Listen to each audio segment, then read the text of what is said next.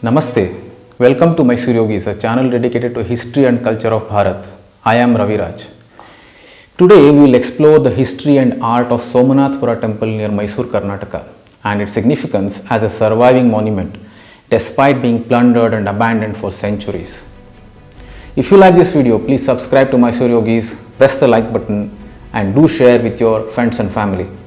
Also, I would encourage you to post your comments and feedbacks about this video in the comment section and also other videos in our channel. The first impressions for any visitor when they enter the temple complex is that of a marvel, admiring the perfect symmetry and fractal geometric proportion.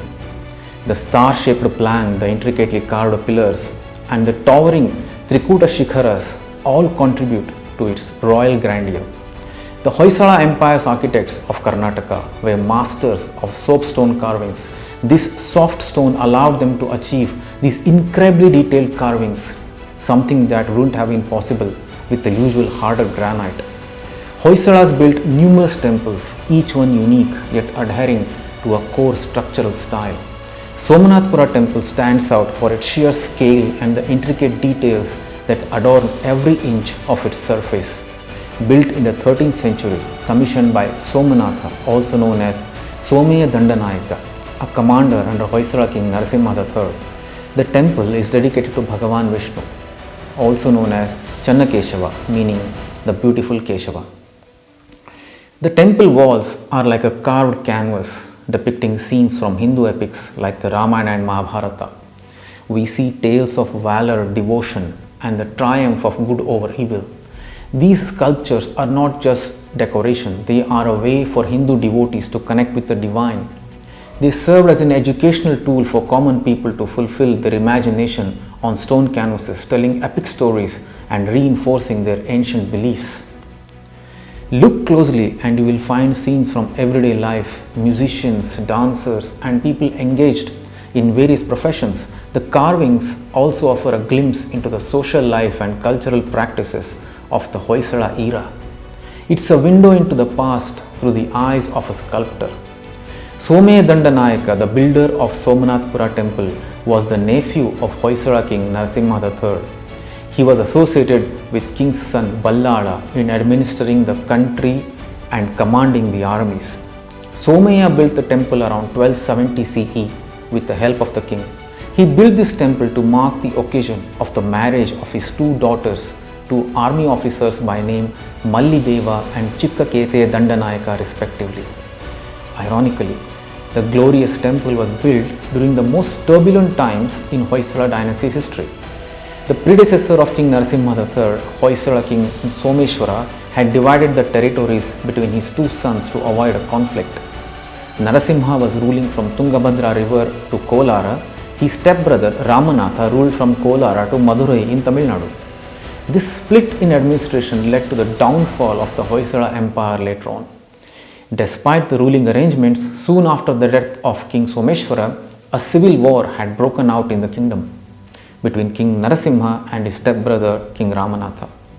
Also, soon after Someshwara's death, his northern rivals, the Sevana Yadavas of Devagiri, invaded Hoysala borders and captured some regions of it. A crucial battle took place in 1276 CE between Sevana King Ramachandra and Hoysala General Chikkakete Dandanayaka, the son-in-law of Somanatha or Someya. As per Hoysala inscriptions, Keteya defeated Yadava king's armies and drove them out of their territories. The years to follow were extremely difficult and unfortunate for many kingdoms of the south. In the 1310 and 1311, Malik Kafur, the commander of Alauddin Khilji, the Sultan of Delhi, invaded central and southern India. The mutual infighting among the Hindu kingdoms like Hoysalas, Yadavas, Kakatiyas and Pandyas had already weakened the resistance to Delhi Sultanate's armies. Hence they fell one after the other to the sharp military tactics of Malik Kafur. Forts were conquered, temples and cities were plundered. Once the kings like Ramachandra and Ballala surrendered, Khilji's armies would not spare any resistance despite the bounty collection at their own terms and conditions. Hence, the marvelous Hoysala temples in Belur, Halebeedu and even Somanathapura were subject to large destructions and plundering. But as a ray of hope, starting from 1334 CE, the kings of Vijayanagara Empire offered strong resistance against the Islamic invasions and renovated many temples across the south that were once plundered. Somanathapura temple too was restored by Vijayanagara kings and later by the Wadiyar kings of Mysore. Somanathapura temple is a survivor in its own ways. It has seen the glorious past, bore the brunt of invaders, yet it stands healed, providing solace to every devotee who transcends time seeking the blessings of divine Bhagwan Vishnu.